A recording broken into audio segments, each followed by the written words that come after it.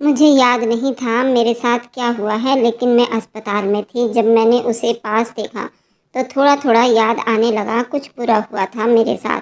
पर्दे के बाहर डॉक्टर खड़ा था, किसी और नर्स से बात कर रहा था। कह रहा था कि आप यहाँ से चली जाओ, मैं खुद इसका इलाज कर लूँगा। क्यों सर, मैं नहीं जाऊँगी, ये हॉस्पिटल का रूल नहीं है। एक डॉक्टर के साथ नर्स का होना बहुत ज़रूरी है। ये तो जवान लड़की है, ऐसे में आप अकेले इलाज कैसे कर सकते हैं? मैं आपके साथ हेल्प करवा देती हूँ। तो डॉक्टर उसको गुस्सा कर रहा था कि तुम यहाँ से चली जाओ, मुझे इस पेशेंट के साथ अकेला छोड़ दो। मुझे होश तो आ ही चुका था। ये बातें सुनकर मैं हैरान रह गई, क्योंकि मुझे पता था कि मैं किसी को मदद के लिए नहीं बुला सकती थी। कोई तो नहीं था मेरा जिसको मदद के लिए बुलाती। ये डॉक्टर ऐसी बातें क्यों कर रहा था? ये नर्स को टीम कह रहा था मुझे उस पेशेंट के साथ अकेला छोड़ दो, जबकि नर्स खुद कह रही थी कि जवान लड़की के साथ आपको अकेला कैसे छोड़ सकते हैं। अभी तक उसने अपने किसी रिश्तेदार के बारे में भी नहीं बताया। अगर इस मरीज का कोई भी होता तो ठीक होता, हमें पता होता कि आखिर इसको हुआ क्या है। ये नर्स थोड़ी उम्र में बड़ी लग रही थी, शायद इसलिए डॉक्टर को इतनी आसानी से ये सब बोल पा रही थी। उन चीज़ों को समझती थी, इसलिए तो बात कर रही थी। एक जवान लड़की का इलाज डॉक्टर अकेले में कैसे कर सकता है? लेकिन फिर डॉक्टर ने नर्स को डांटना शुरू कर दिया और कहने लगा कि तुम मेरी बात मानोगी कि मैं तुम्हारी बात मानूंगा। मैं वहाँ से चली गई और मेरा दिल धक धक करने लगा। ये डॉक्टर आखिर चाहता क्या था? पता नहीं मुझे कहाँ चोट लगी थी। मैं उठ भी तो नहीं पा रही थी। मालूम हो रहा था कि शायद मेरे पाँव में लगी थी, वरना तो मैं उठकर यहाँ से किसी तरह भाग जाती। थोड़ी देर के बाद उसने दरवाजे से अंदर कदम रखा और जब मैं पूरी तरह से अपनी आंखें खोलकर उस डॉक्टर को देखा तो मेरे कदमों के नीचे से ज़मीन निकल गई। मैं बुरी तरह से चीख उठी थी। उसने कहा कि चिल्लाओ मत, पहले मेरी बात सुन लो। और फिर ऐसी बात बताई कि मैं हैरान रह गई। मेरा नाम दर्शनी है। मैं शायद इस दुनिया की सबसे बुरी किस्मत वाली लड़की थी। बहुत कम उम्र में मेरे माँ बाप इस दुनिया से चले गए थे। मुझे याद नहीं कि वे लोग कैसे थे, उनकी गोद कैसी थी, उनके हाथों का प्यार कैसा था। लोग कहते हैं कि वो बहुत अच्छे लोग थे, एक दूसरे से बहुत प्यार करते थे, अपनी इकलौती बेटी से बहुत प्यार करते थे। मगर मेरी किस्मत में शायद ये मोहब्बत ज़्यादा दिन तक नहीं लिखी थी। एक हादसे ने उन दोनों को मुझसे छीन लिया था और मैं बेसहारा हो गई थी। जब मेरे पापा की मृत्यु हुई तो सब ने कहा मैं बेसहारा हो गई हूँ, मगर मेरे चाचा ने मेरे सर पर हाथ रखा और कहा कि मैं उनकी बेटी जैसी हूँ। उनकी बातों ने मेरे दिल में उम्मीद पैदा की, एक ऐसा यकीन शायद इस घर में मुझे इज्जत मिल पाएगी, प्यार मिलेगा। मेरे चाचा की कोई औलाद नहीं थी, इसलिए मुझे लगा कि उनके घर मेरी परवरिश हो जाएगी। मुझे माँ बाप जैसा प्यार मिलेगा, एक परिवार मिलेगा जहाँ मुझे अपना सा एहसास होगा।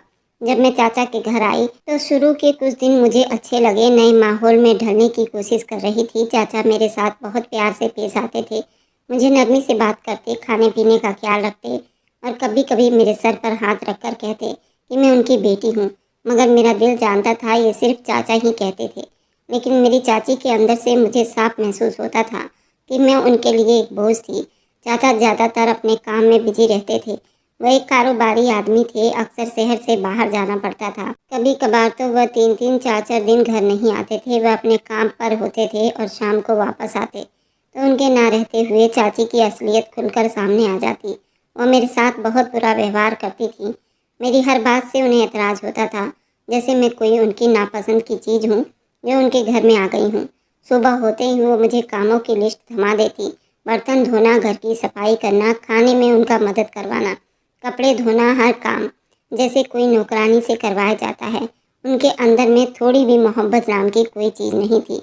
वह बस एक हुक्म चलाने वाली औरत थी जो मुझे एक नौकरानी से ज़्यादा कुछ नहीं समझती थी। जब मेरे चाचा घर पर होते तो वह आम तौर पर मेरे सामने अच्छा दिखाती, ज़्यादा डांट फटकार नहीं करती थी। मगर जैसे ही मेरे चाचा चले जाते तो उनका असली रूप सामने आ जाता। ज़रा सी भी गलती होती तो वह इतनी सख्ती से डांटती कि मैं सहम कर एक कोने में दुबक जाती। उनके शब्द जहर से भरे होते, जैसे मैं उनकी ज़िंदगी में कोई बोझ हूँ जिसे वह ज़बरदस्ती बर्दाश्त कर रही हूँ। वो मुझे ताने देती, कहती मेरे अपने माँ बाप तक मुझे छोड़ के चले गए तो वो मुझे क्यों बर्दाश्त करेंगी। घर में हर एक चीज़ पर उनका सख्त कंट्रोल था। मैं कब खाऊंगी, क्या खाऊंगी, किस वक्त सो जाऊंगी, यहाँ तक कि किस वक्त सांस लूंगी, सब कुछ उन्हीं के कंट्रोल में तो था। अगर कभी मैं खाने के वक्त टेबल पर देर से पहुँचती तो तूफान खड़ा कर देती अगर काम में ज़रा सी भी कोई गलती हो जाती तो वे ताने देकर मेरा दिल फूंक कर रख देती। मैं उनके सामने बोलने की हिम्मत नहीं कर सकती थी। मुझे याद है एक दिन मैंने गलती से पानी का गिलास गिरा दिया था। वह इतना छोटा सा हादसा था। अगर चाचा घर पर होते तो मुस्कुराकर कहते कोई बात नहीं, मगर चाची ने ऐसा व्यवहार अपनाया जैसे मैंने कोई बहुत बड़ी गलती कर दी हो। उनके गुस्से से मेरी आंखों में आंसू आ गए, मगर मैंने उन्हें रोकने की कोशिश की, क्योंकि मुझे मालूम नहीं था मेरे आंसू उन्हें और ज़्यादा गुस्सा दिला देगी। कभी कभी मुझे लगता मैं बस एक गुलाम हूँ, एक ऐसी बेसहारा लड़की जिसके लिए दुनिया में कोई जगह नहीं बनी। मैं अक्सर सोचती अगर मेरे माँ बाप जिंदा होते तो शायद मैं भी आम बच्चों की तरह हंसती खेलती आराम से ज़िंदगी बिताती। मगर अब मेरी ज़िंदगी सिर्फ घर के कामों में और चाची की गुलामी करते हुए बीत रही थी। कई रातें मैं रोते हुए बिता देती थी। मुझे कोई गले लगाने वाला नहीं था, कोई तसल्ली देने वाला नहीं था, कोई कहने वाला नहीं था कि मैं भी किसी की बेटी हूँ। मैं चुपचाप अपने आंसू पोंछती और अंधेरे में छुप छुप कर अपनी किस्मत पर आंसू बहाती। जब कभी चाचा मुझसे पूछते मैं कैसी हूँ तो मैं सिर्फ सर हिला देती। मैं जानती थी अगर मैं हकीकत बताती तो मेरी चाची मुझ पर और ज़्यादा अत्याचार करेंगी। मैं चाहकर भी कुछ नहीं कर सकती थी। एक वक्त ऐसा आया जब मैंने सवाल करना छोड़ दिया, मैंने सपना देखना छोड़ दिया, मैंने उम्मीद रखना भी छोड़ दिया। बीते हुए दिन के साथ हर दिन मेरे लिए एक नई परीक्षाएं लेकर आ जाती थी। मैं खुद को संभालने की कोशिश करती, मगर मेरी हिम्मत टूट जाती। चाची के व्यवहार ने मुझे अंदर से कमज़ोर कर दिया था। मैं इस भरे दुनिया में बिल्कुल अकेली थी। जब मैंने होश संभाला तो खुद को अनाथ पाया। ऐसे ही सहते सहते मैं अब जवान हो रही थी। अब मेरे अंदर भी हिम्मत आ रही थी। जब एक लड़की जवान होती है तो उसके दिल में हजारों इच्छाएं जन्म लेती हैं, मगर मेरी हर इच्छा समस्याओं के बोझ तले दबी हुई थी। मेरी जिंदगी दूसरों के रहमो करम पर चल रही थी और मेरा अपना कोई नहीं था। मैं एक ऐसी कैदी इंसान थी जिसके पर काट दिए गए थे। लेकिन शायद इंसान जब बहुत ज़्यादा परीक्षाओं से गुजर जाता है तो उसके अंदर बगावत भी जन्म लेने लगती है। मैंने भी एक दिन फैसला कर लिया कि इस कैद से निकलकर कहीं और चली जाऊंगी। मैं अब जवान हो चुकी थी, मेरे अंदर भी खुद को संभालने की ताकत पैदा हो रही थी। मैंने सोचा कि अपने मौसी के घर चली जाती हूँ। वो ज़्यादा दूर नहीं रहते थे, कुछ ही गलियों के दूरी पर थे। वो मेरी माँ की सगी बहन थी, उनका खून थी। शायद वो मुझे ज़्यादा प्यार करती थी, शायद मेरे दुखों पर अपने प्यार का मरहम लगाती, मेरा सहारा बनती। ये फैसला करने के बाद मैंने ज़्यादा सोचने की ज़रूरत नहीं की। घर में सबको यही कहा कि मैं सब्जी लेने जा रही हूँ और सीधा मौसी के घर जा पहुँची।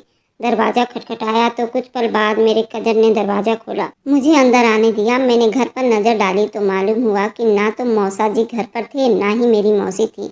रोहन मेरी मौसी का सौतेला बेटा घर पर था। मैंने उसे कहा कि मैं यहाँ रहने आई हूँ तो उस उम्मीद पर कि मेरे सगे रिश्तेदार मुझे अपनाएंगे और यहाँ मुझे इज्जत और सुकून मिलेगा। लेकिन जो कुछ हुआ वो मेरे दिमाग में भी नहीं था। वह मेरे शब्द सुनकर मुस्कुराया। उसकी अजीब सी मुस्कुराहट थी जो मेरे दिल में बेचैनी पैदा करने लगी। वह अजीब तरह की बातें करने लगा। कहने लगा अगर तुम इस घर में रहोगी तो हमें बहुत अच्छा लगेगा, घर के काम किया करेंगे, साथ में टाइम बिताएंगे। और फिर वह एक ऐसा शब्द कह गया जिसने मेरे रोंगटे खड़े कर दिए। कहने लगा अगर मुझे किसी चीज़ की ज़रूरत हो या रात को डर लगेगा तो मैं उसके कमरे में जा सकती हूँ। औरत को भगवान ने एक खास ताकत दी है, वह पहचान लेती है अपने ऊपर उठने वाली हर नियत को। इसलिए मैंने भी उसके नियत को महसूस कर लिया। मैंने भी पहचान लिया उसकी आंखों में जो चमक थी वो शैतानी थी, उसके शब्द में जो नरमी थी वो मक्कारी थी। मैं वहाँ ज़्यादा एक पल भी नहीं रुक सकी थी। मैंने घबराकर कहा मैं अपना सामान लेकर जाती हूँ और जल्दी से बाहर निकल आई। रास्ते में मेरे कदम लड़खड़ा रहे थे, आंखों में आंसू थे, दिल में बहुत डर था। क्या मेरा कोई भी नहीं?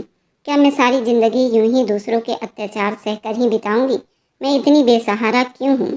ये सब सोचते हुए मैं अपने पुराने ठिकाने पर चाचा के घर वापस आ गई। लेकिन इस बार मेरा दिल पहले से ज़्यादा भारी था। मुझे लगा कि मैं सच में इस दुनिया में बिल्कुल अकेली हूँ। मैं घर पहुँची मगर दिल अभी भी सदमे की हालत में था। मैं अपने बिस्तर पर बैठकर आंखें बंद करके खुद को संभालने की कोशिश कर रही थी कि अचानक घर में कोहराम सा मच गया। एक ऐसा खबर आया कि मेरे चाचा अब इस दुनिया में नहीं रहे। एक हादसे में उनकी मृत्यु हो गई थी। ये सुनते ही मेरी दुनिया जैसे एक बार फिर बिखर गई थी। मेरे चाचा मेरे आखिरी उम्मीद थे। वे आदमी थे जो मेरी ज़िंदगी में ज़्यादा वक्त नहीं बिता पाए थे, लेकिन अगर मुझे कभी कोई मदद की ज़रूरत होती तो वह कभी मना ना करते। मुझे लगता था कि अगर ज़िंदगी में कभी कोई बहुत बड़ी समस्या आती तो वह मेरा साथ देते, मगर अब वो भी ना रहे। चाचा के जाने के बाद मेरे लिए सब कुछ बदल गया। अब चाची को अपना गुस्सा निकालने के लिए कोई और नहीं मिलता। तो वो मुझ पर अपने सारे नफ़रत, अपनी सारी भड़ास निकाल देती। मैं जानती थी वो पहले भी मुझसे प्यार नहीं करती थी, मगर कम से कम चाचा के रहते हुए वह थोड़ा बहुत मेरा लिहाज कर लेती थी। मगर अब वो किसी चीज़ का ख्याल नहीं कर रही थी। चाचा के जाने के बाद जैसे मेरी आखिरी उम्मीद भी ख़त्म हो गई थी। चाची का व्यवहार दिन ब दिन खराब होता जा रहा था। वह हर टाइम मुझे ताने देती, मनहूस कहती कि मेरे माँ बाप के बाद अब उनके पति भी इस दुनिया से चले गए थे। मैं जिस दिन से उनके घर में आई थी उसी दिन उनकी ज़िंदगी में मुसीबत आ गई थी। घर के हर काम का बोझ अब पहले से भी ज़्यादा मुझ पर डाल दिया गया था। सुबह से लेकर रात तक मैं काम करती रहती। बर्तन धोना, फर्श साफ करना, कपड़े धोना, बाजार से सामान लाना, हर चीज़ मेरी जिम्मेदारी थी। अगर मैं कोई काम ठीक से ना कर पाती तो चाची मुझे बुरा भला कहती, मुझ पर चिल्लाती और कभी कभार तो हाथ भी उठा देती। मैं सब सहती रहती क्योंकि मेरे पास कोई और रास्ता नहीं था। हर रात मेरे लिए अब सबसे बड़ी मुश्किल होती जा रही थी। मैं अपने बिस्तर पर लेटकर घंटों रोती रहती थी। मेरे आंसू तकियों को भिगो देते थे, मगर कोई भी उन्हें साफ करने वाला नहीं था। मैं सोचती थी अगर मेरे माँ बाप जिंदा होते तो मैं भी किसी खुशकिस्मत लड़कियों की तरह अपनी ज़िंदगी बिता रही होती। मुझे भी प्यार मिलता और हिम्मत मिलती।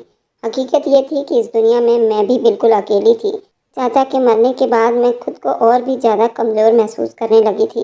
पहले मैंने सोचा था कि अब इन अत्याचारों को बर्दाश्त नहीं करूँगी और कहीं भाग जाऊँगी, लेकिन अब मेरे पास कोई रास्ता भी तो नहीं बचा था। मेरे चाचा की मृत्यु मेरे दिमाग में बिल्कुल ताज़ा थी। मुझे अब यकीन हो चुका था कि इस दुनिया में मेरे लिए कहीं कोई जगह नहीं बनी। टाइम बीत रहा था मगर मेरी ज़िंदगी में कोई खुशहाली नहीं आ रही थी। मैं खुद को एक ऐसी पुरानी चीज़ की तरह महसूस कर रही थी जो किसी कोने में पड़ी हो और जैसे उसे कोई भी अहमियत देने के लिए तैयार ना हो। लेकिन मैं जानती थी कि मैं हमेशा यूँ नहीं रह सकती। कोई ना कोई रास्ता मुझे निकालना ही था, मगर वे रास्ता क्या होगा और क्या मैं सच में अपनी किस्मत बदल पाऊंगी, ये सवाल मेरे दिमाग में हर वक्त घूमता रहता था। जिंदगी ने हमेशा मेरे साथ बुरा किया था, मगर मैंने कभी हार नहीं मानी। मगर अब समस्याएं कुछ अजीब पैदा हो रही थी। मैंने देखा कि चाची की ज़िंदगी में एक नया आदमी आ चुका था। शुरू में तो वह बस एक मामूली बात लग रही थी। वह अक्सर फ़ोन पर किसी से बातें करती रहती थी और हर दम हंसती थी। कभी धीरे धीरे उससे बात करती तो मैं समझ गई थी ये किसी और से बातें करती हैं। धीरे धीरे वह आदमी हमारे घर में नज़र आने लगा। पहले तो चाची घर के कामों के बहाने से उसे बुलाती थी, फिर वह तो बिना झिझक किसी भी टाइम हमारे घर आने लगा। मेरी चाची का बदलता हुआ व्यवहार मैं नोट कर रही थी। चाची जो हमेशा सख्त मिजाज की औरत थी, अचानक से अपने आप को सजा संवार कर रखने लगी और पहले से भी ज़्यादा बनने संवरने लगी थी और घूमने जाती। दो दो दिन बाहर बिताकर आती। मैं खूब अच्छी तरह से समझ चुकी थी अब चाची मेरी किस रास्ते पर चल रही थी। उनके अंदाज में एक अजीब सी खुशी आ गई थी। धीरे धीरे मुझे अंदाज़ा होने लगा कि वो उस आदमी से शादी करना चाहती हैं। मेरी चाची के लिए शायद अब बातें ज़्यादा मायने नहीं रखती थी। वह जल्द से जल्द अपनी ज़िंदगी में आगे बढ़ जाना चाहती थी, लेकिन उनके रास्ते में सिर्फ और सिर्फ एक ही रुकावट थी, वो मैं थी।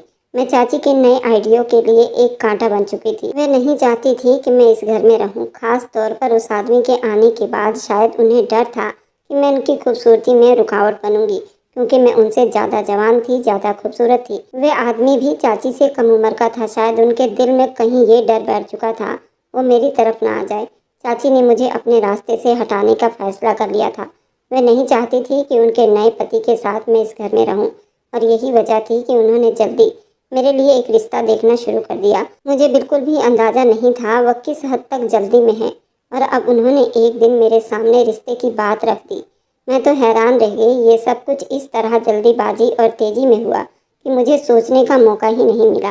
हैरानी की बात ये थी कि चाची ने मेरा रिश्ता किसी मामूली घर में नहीं किया था। वे लोग दौलतमंद और इज्जतदार थे, ज़मीन जायदाद वाले लोग थे। मुझे उम्मीद नहीं थी कि चाची मेरे लिए ऐसी जगह तलाश करेंगी। शायद वे जल्दी में थी और बगैर सोचे समझे एक अच्छे घराने में मेरा रिश्ता तय कर दिया था।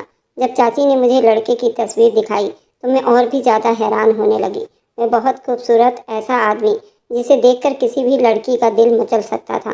मैं सोच रही थी कि शायद किस्मत ने पहली बार मेरे पक्ष में फैसला सुनाया था। चाची मुझे जितना जल्दी जल्दी इस घर से निकालने का इंतज़ाम कर चुकी थी, उतना ही तेज़ी से मेरी तकदीर संवर जाती।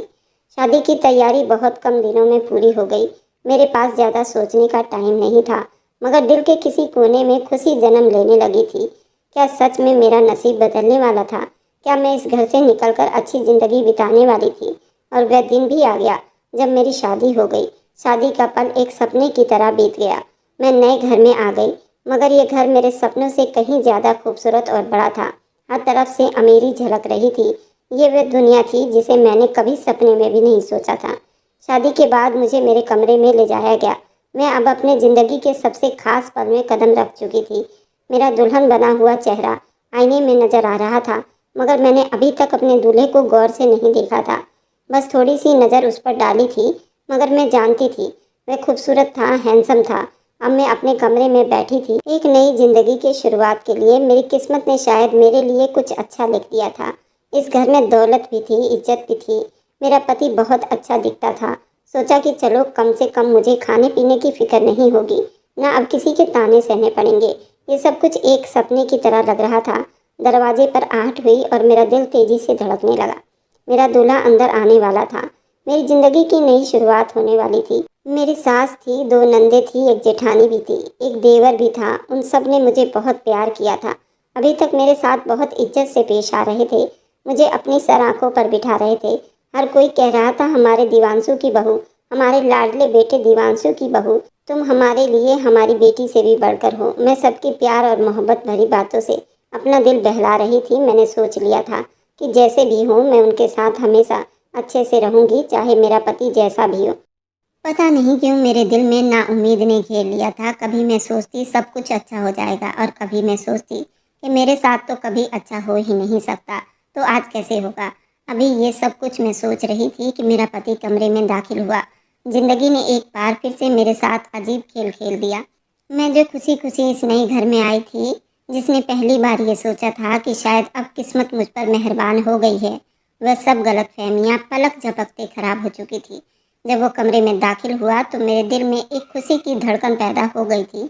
वही आदमी जिसकी तस्वीर देखकर मैं तसल्ली में थी, जिसकी खूबसूरती ने मुझे एक पल के लिए सोचने पर मजबूर कर दिया था कि शायद मेरा मुकद्दर अच्छा लिख दिया गया है। लेकिन जैसे ही मेरे पास आया, मुझे कुछ अजीब सा महसूस होने लगा। वह एक आम दूल्हे की तरह नहीं था। मुझसे बात नहीं कर रहा था, ना ही कोई शर्म, ना ही कोई खुशी, ना ही कोई मोहब्बत भरा पल। वह बस खाली नज़रों से मुझे देख रहा था।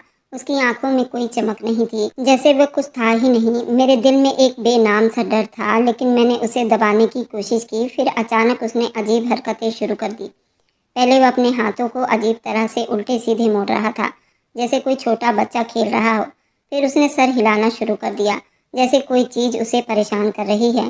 फिर वो बोलने लगा, लेकिन उसके शब्द नॉर्मल नहीं थे। मम्मा के पास जाना है, मुझे माँ के पास जाना है। मम्मा कहाँ है? ये शब्द मेरे कानों में किसी बम की तरह गूंजे थे। मैंने हैरानी से उसे देखा। वह एक छोटे बच्चे की तरह जिद कर रहा था, रो रहा था, हाथ पांव पटक रहा था, जैसे अभी कोई उसे जबरदस्ती यहाँ ले आया हो। मैं तो बिल्कुल सुन रह गई। ये क्या हो रहा था? मैंने उसे गौर से देखा और उसके चेहरे पर वो मासूमियत नजर आई जो किसी छोटे बच्चे के चेहरे पर होती है। उसका अंदाजा, उसके शब्द, सब कुछ किसी नाबालिग इंसान की तरह लग रहे थे, एक बच्चे की तरह था। मुझे कुछ समझ नहीं आ रहा था, मैं क्या करूं, कहाँ जाऊं, किससे सवाल करूं। मेरे जिस्म में जैसे जान ही नहीं थी। ये दिल तेजी से धड़कने लगा, आंखों के सामने अंधेरा छाने लगा। मैंने कांपती आवाज में कहा, ये सब क्या हो रहा है? लेकिन मेरे मुंह से आवाज नहीं निकली। अचानक दरवाजा खुला और घर के कुछ लोग अंदर दाखिल हो गए। उनके चेहरे पर परेशानी की जगह एक अजीब सा सुकून था, जैसे वह सब कुछ पहले से जानते हो। उनमें से एक ने मुस्कुराते हुए कहा, बेटी, घबराने की ज़रूरत नहीं। दिव्यांशु की तबीयत कुछ खराब रहती है, बस थोड़ा वक्त लगेगा, वह ठीक हो जाएगा। मैंने हैरानी से उनके चेहरे को देखा। उनके शब्दों में कोई परेशानी नहीं थी, बल्कि एक ऐसा सुकून था जो मुझे और ज़्यादा डरा रहा था। दिव्यांशु की तबीयत खराब थी, ये मामूली बीमारी नहीं थी, ये तो कोई दिमागी बीमारी लग रही थी। उन लोगों ने दिव्यांशु को हाथ से पकड़ा और उसे दुलारते हुए ले गए। वह उनके साथ बाहर चला गया। मैं बिस्तर पर बैठ गई, जैसे मेरे जिस्म से जान ही चली गई हो। मेरा दिमाग मर चुका हो, आंख में आंसू थे, लेकिन मैं रो नहीं पा रही थी। ये सब क्या था?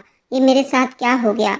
मुझे अचानक एहसास हुआ कि चाची ने इतने अच्छे घर में मेरा रिश्ता क्यों किया था। वो मेरी भलाई के लिए नहीं, बल्कि मुझे हमेशा के लिए उस घर से और उस जायदाद से बेदखल कर चुकी थी। वह सब कुछ बेचकर बस शहर छोड़कर चली गई थी। उन्हें इससे कोई फर्क नहीं पड़ा था कि मेरी ज़िंदगी खराब हो जाएगी। मैं एक ऐसे आदमी के साथ शादी करके चली आई जिसका दिमागी हालात और संतुलन ठीक नहीं था, जो एक नॉर्मल आदमी की तरह अपनी पत्नी को इज्जत और मोहब्बत नहीं दे सकता था। अब मेरे पास कोई रास्ता नहीं था, मेरे पीछे कोई नहीं था। चाची ने मुझे वहाँ से विदा कर दिया था और मैं इस नए घर में आने के बाद किसी कैद में आ चुकी थी। ये मेरी ज़िंदगी के सबसे खौफनाक दिन थे। दिव्यांशु की हालत दिन ब दिन मेरे सामने खुलने लगी। वह न सिर्फ दिमागी तौर पर कमज़ोर था, बल्कि उसे अक्सर गुस्से के दौरे भी पड़ते थे। वह अचानक चीखने चिल्लाने लगता, दीवारों पर हाथ मारता और कभी कभी तो किसी चीज़ को तोड़ना शुरू कर देता। मुझे मालूम हुआ वह पैदाइश ही ऐसा है और ये कोई थोड़े वक्त के लिए नहीं था, बल्कि एक ऐसी समस्या थी जिसे वह कभी ठीक नहीं हो सकता था। यह हकीकत मुझे अंदर से तोड़ने लगी। मेरी ज़िंदगी बर्बाद हो चुकी थी। मैं एक ऐसी शादी के बंधन में बंध चुकी थी जिसमें मोहब्बत की कोई जगह नहीं थी, खुशी की कोई उम्मीद नहीं थी। सबसे बड़ी बात यह कि मैं किसी पागल इंसान के साथ ज़िंदगी बिताने पर मजबूर हो चुकी थी। लेकिन मैं वापस भी नहीं जा सकती थी। मैं अब कहीं नहीं जा सकती थी। मेरे पास न पैसे थे, न कोई रिश्तेदार जो मुझे अपने घर में जगह देता। बाद में मुझे ये भी मालूम हुआ, चाची के घर वाले अब चाची को ताना दे रहे थे, उन पर बातें करने लगे थे। सब कह रहे थे कि विधवा हुए 4 महीने भी नहीं हुए और दूसरी शादी कर ली। लोग चाची के बारे में गलत राय रखते थे, इसलिए उन्होंने जल्दी ही दूसरी शादी करके वह शहर छोड़ दिया। अब मैं एक ऐसे घर में थी जहाँ कोई मेरा नहीं था, जहाँ मेरी ज़िंदगी एक पिंजरे में बंद हो चुकी थी। मैं फिर से उसी पोजीशन में आ गई थी जिसमें पहले थी। पहले मेरे अपने नहीं थे, अब भी मेरे पास कोई अपना नहीं था। पहले भी मैं अपनी ज़िंदगी के फैसले खुद नहीं कर सकती थी और अब भी मेरी किस्मत मेरे हाथ में नहीं थी। ये एहसास मेरे दिल को तोड़ने लगा। मैं चाहती थी कि मैं चीखूं, रोऊं, किसी से शिकायत करूं, मगर किससे? मेरी ज़िंदगी बर्बाद हो चुकी थी। इस बार शायद वापसी का कोई रास्ता भी नहीं था। बस एक बात अच्छी थी कि घर के सब लोग मेरा बहुत ख्याल रखते थे। मेरी सास, मेरी नंद, मेरी जेठानी हमेशा मुझे तसल्ली देती। वो कहती सब ठीक हो जाएगा। वह कहती थी कि बस 2-4 महीने की बात है। मैं हैरान होती थी, 2-4 महीने में कोई पागल कैसे ठीक हो सकता है? मुझे उनकी बातें समझ नहीं आती थी, लेकिन वो मेरा बहुत ख्याल रखती थी। मैं एक दिन बीमार हो गई तो सारी रात मेरी सास मेरे सिरहाने बैठी रही। मेरी नंदे मेरे हाथ पांव दबाती रही। मेरी जेठानी मेरे लिए सूप बनाकर लाती। दिव्यांशु ज़्यादातर कहीं गायब रहता, कहाँ चला जाता था कुछ पता नहीं चलता था। मेरी सास कहती थी कि हमने उसके लिए एक जगह बनाई है जहाँ पर वो बिजी रहता है, तुम्हें ज़्यादा तंग ना करे।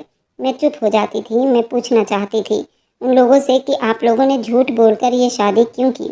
कम से कम सच तो बता देते। मेरे दिल में कोई उम्मीद ना जागती, लेकिन फिर जब मैंने उन लोगों का अपने लिए प्यार, मोहब्बत और दर्द देखती तो चुप कर जाती थी और सोचती थी कि सब कुछ एक साथ नहीं मिलता। अच्छे लोग मिल गए हैं, बस यही काफ़ी है। कम से कम मेरा ख्याल तो करते हैं। कोई मेरे साथ बदतमीजी नहीं करता, कोई मुझे खाने से नहीं रोकता। मेरी रातें रोते रोते तो नहीं बीतती थी, बस चुपचाप गुजर जाती थी। मेरी आंखों से आंसू तो नहीं गिरते थे, लेकिन कहना भी ठीक नहीं था कि मैं बहुत खुश थी, कि खुशी तो वो नहीं थी। दिन यूं ही बीत रहे थे और मैं खुद को दिव्यांशु के साथ ज़िंदगी बिताने के लिए दिमागी तौर पर तैयार करना शुरू कर दिया था। बहुत मुश्किल लग रहा था, लेकिन फिर मैंने सोचा कि अगर मैं बार बार यूं ही डरती रहूंगी तो शायद अपनी ज़िंदगी और ज़्यादा बुरी बना लूँगी। इसलिए मैंने फैसला किया कि मैं हर मुमकिन तरीके से समस्याओं को समझने और संभालने की कोशिश करूँगी। दिव्यांशु हमेशा ज़्यादातर अपने कमरे में ही रहता था या फिर अपने घर वालों के साथ बैठा रहता। मैं उससे ज़्यादा बातचीत करने की कोशिश नहीं करती, क्योंकि मैं उसके दिमागी समस्याओं को अभी तक समझ नहीं पाई थी। वह आम इंसानों जैसा बर्ताव नहीं करता था, बल्कि कभी कभार बच्चों जैसी हरकतें करता, कभी अचानक चीखने चिल्लाने लगता। इसलिए मैंने फैसला किया था मैं उसके पास ना जाऊं, बस अपने में बिजी रहूं। लेकिन काफ़ी दिनों के बाद मेरा दिव्यांशु से आमना सामना हो गया। वह कमरे में बैठा था, चुप से किसी चीज़ को घूर रहा था। जैसे ही मेरी नज़र उस पर पड़ी, वह थोड़ा सा चौंक गया। फिर उसकी अजीब हरकतें शुरू हो गई। वह बार बार अपना हाथ हिलाने लगा, अपने पैर हिलाने लगा, कभी दाएं कभी बाएं देखने लगा। मैंने एक पल के लिए सोचा कमरे से बाहर चली जाऊं, लेकिन फिर मैं रुक गई। मैंने कुछ भी रिएक्ट नहीं किया, बस चुप से उसके पास जाकर बैठ गई। मैंने देखा कि वह कुछ ढूंढ रहा था, जैसे उसे किसी चीज़ की ज़रूरत हो, लेकिन वह शब्द ना बोल पा रहा हो। मैंने नरमी से पूछा, क्या चाहिए आपको? मुझे बताइए, मैं ले आऊँगी। दिव्यांशु थोड़ा घबरा गया और कुछ पल मेरे चेहरे को घूरता रहा। ऐसा लग रहा था जैसे उसे फैसला करने में टाइम लग रहा हो। मुझे अपनी ज़रूरत बताइए। फिर अचानक उसके चेहरे पर एक मासूम सी मुस्कुराहट आ गई। मुझे बहुत सारे खिलौने चाहिए, उसने खुशी से कहा। तो मैं हैरान हुई। खिलौने? उसकी उम्र तो ठीक थी, हैंडसम भी था, लेकिन ये दिमाग से बच्चा था जो मेरी ज़िंदगी का साथी था, वो मुझसे खिलौने मांग रहा था। मैंने सोचा शायद मैंने गलत सुना हो, इसलिए दोबारा पूछा, खिलौने? हाँ हाँ, बहुत सारे खिलौने। मुझे बाजार से खिलौने दिला दो। मैं चुप हो गई। मेरा दिल चाहा कि मैं मना कर दूं, लेकिन मुझे मालूम था कि अगर मैंने दिव्यांशु को खिलौने लाने से मना कर दिया तो हो सकता है उसको दौरे पड़ जाएं। शायद वह कुछ ऐसा कर दे जो मेरे लिए और ज़्यादा परेशानी बन जाए। इसलिए मैंने मुस्कुराकर जवाब दिया, अच्छा ले आती हूँ खिलौने। ये सुनकर वह खुश हो गया, जैसे कोई छोटा बच्चा खुश हो जाता है जब उसकी पसंदीदा चीज़ मिलने वाली होती है। फिर अचानक उसने अपनी जेब में हाथ डाला और कुछ पैसे निकालकर मेरी तरफ बढ़ा दिए। लो, बाजार से मेरे लिए खिलौने ले आना। ये सब मेरे लिए आश्चर्य करने वाली बात थी। मैंने उसके हाथ से पैसे ले लिए, सोचा कि शायद ये चीज़ उसे खुश कर सकती है। अगर खिलौने से वह खुश होता है तो मैं बाजार चली गई और घर के दरवाजे से बाहर कदम रखते ही मेरे दिल में एक अजीब सी सुकून पैदा हुई। बाहर की दुनिया बदली हुई लग रही थी, जैसे मैं बहुत सालों के बाद हवाओं में सांस ले रही थी। जैसे कुछ पल के लिए मेरे लिए एक तरह ये आज़ादी थी। मैं चलते हुए सोच रही थी कि कौन से खिलौनों का चुनाव करना चाहिए। क्या मैं आम बच्चों के खिलौने ले लूं या ऐसे खिलौने जो थोड़े ज़्यादा मामूली हो। मैंने फैसला किया कि कोई अच्छा खिलौना खरीदूं ताकि दिव्यांशु को खुशी मिले। लेकिन फिर अचानक मेरी सोच बिखर गई। एक तेज़ रफ्तार गाड़ी मेरे पास से आई और मुझे होश नहीं रहा मैं कहाँ हूँ। मुझे महसूस हुआ ये सब कुछ एक पल में हुआ था। मुझे कुछ समझ नहीं आया क्या हो रहा है। मेरे कानों में एक आवाज़ गूंजी, जैसे कोई चीज़ टकरा कर ज़मीन पर गिरी हो। फिर अंधेरा सा छा गया। जब मैंने दोबारा आँख खोली तो हर चीज़ धुंधली थी। मुझे कुछ समझ नहीं आ रहा था मैं कहाँ हूँ, मेरे साथ क्या हुआ है। आँखों के आगे रोशनी झिलमिला रही थी और मेरे कानों में बस आवाज़ गूंज रही थी, हल्की हल्की कोई बात कर रहा हो। कदमों की आहट दरवाजे से आती हुई किसी मशीन की बीप की आवाज़। मेरा सर दर्द से फट रहा था। मैंने हरकत करने की कोशिश की, लेकिन मेरे जिस्म में जैसे जान ही नहीं थी। मेरा एक बाजू दर्द कर रहा था। ऐसा लग रहा था जैसे मेरे जिस्म में कोई चोट लगी हो। फिर मैंने धीरे धीरे अपने पूरे बदन को देखना शुरू किया। सफ़ेद दीवारें, सफ़ेद बिस्तर, मेरे हाथ में लगी हुई एक ड्रिप।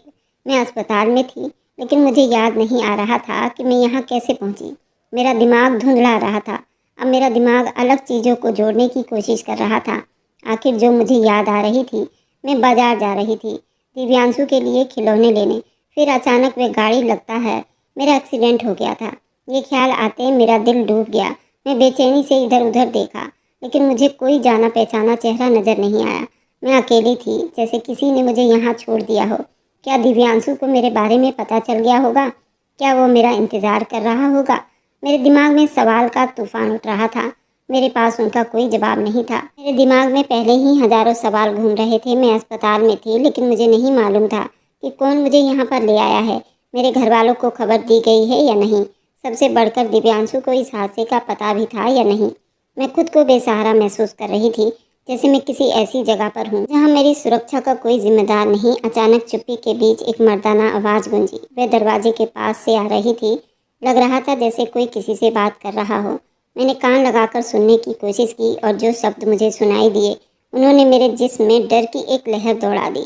मुझे इस मरीज के साथ अकेला छोड़ दो। ये एक मर्द की आवाज़ थी, जैसे वह हुक्म दे रहा हो, जैसे उसमें ये पावर हो कि ये मरीज का कुछ लगता हो।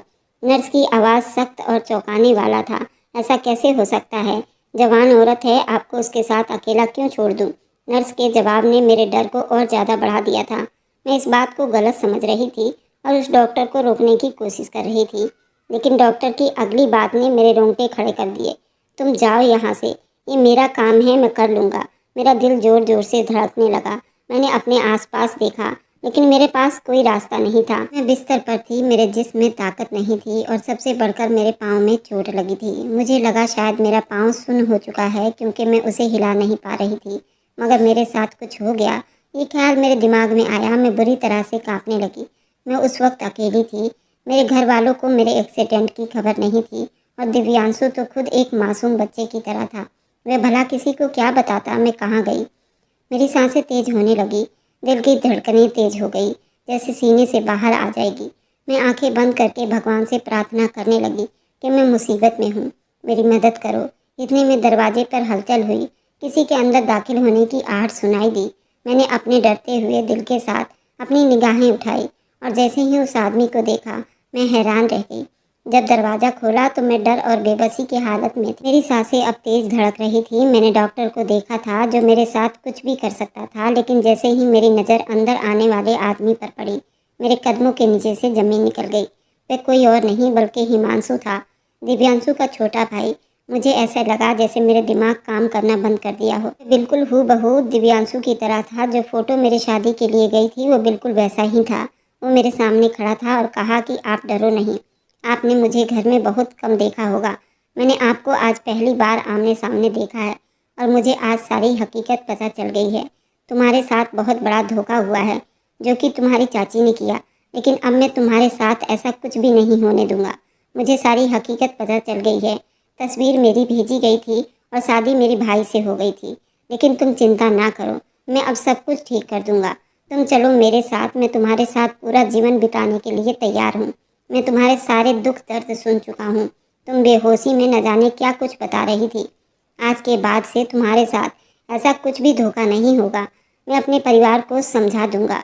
जिसके सपने देखकर तुम इस घर में आई थी, अब वह सारे हकीकत होंगे। मैं तुम्हारे साथ शादी करूंगा। जब मैं अपने घर गई तो सभी मेरे लिए चिंता कर रहे थे और मेरे ठीक होने की प्रार्थना कर रहे थे।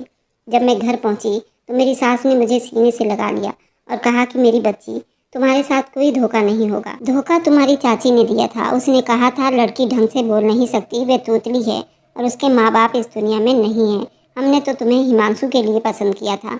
जब उसने कहा कि ये बोल नहीं सकती, तोतली है, इसी वजह से मैंने दिव्यांशु से तुम्हारी शादी करवा दी थी। तुम हमें इतनी अच्छी लगी थी, लेकिन तुम तो बिल्कुल ठीक थी। जब मैंने ये बात अपने हिमांशु से बताई तो हिमांशु ने उसी वक्त कहा, मैं उस लड़की से शादी करने के लिए तैयार हूँ। लेकिन अचानक न जाने क्यों तुम बाहर जा रही थी और हिमांशु की गाड़ी से टकरा गई। मेरी सास ने फिर हिमांशु के साथ मेरी शादी करवा दी। अब मेरी ज़िंदगी में वह सारे रंग हैं जो मैंने कभी सपने में भी नहीं देखे थे। और मेरा और हिमांशु का एक बच्चा है, लेकिन वह भी स्पेशल चाइल्ड है, दिव्यांशु की तरह। और मेरी वीडियो जहाँ से भी आप लोग देखते हैं, कमेंट में अपने शहर और राज्य का नाम ज़रूर बताइए। मुझे आप लोगों के कमेंट पढ़ने में बहुत आनंद आता है और उन सभी का मैं बहुत बहुत धन्यवाद करना चाहती हूँ जो लोग मेरी वीडियो को देखते हैं, लाइक करते हैं और शेयर करते हैं। अगर आपको आज की कहानी पसंद आई है तो वीडियो को ज़रूर लाइक कीजिएगा और अपने दोस्तों के साथ शेयर भी कीजिएगा। और हाँ, अगर आपने अभी तक हमारे चैनल को सब्सक्राइब नहीं किया है तो ज़रूर सब्सक्राइब कर लें। मिलते हैं हम अपनी कल की एक और नई दिलचस्प कहानी के साथ। मुझ पर सदा अपना प्यार और स्नेह बनाए रखें। सभी को मेरा प्यार भरा नमस्कार दोस्तों। खुश रहें, स्वस्थ रहें।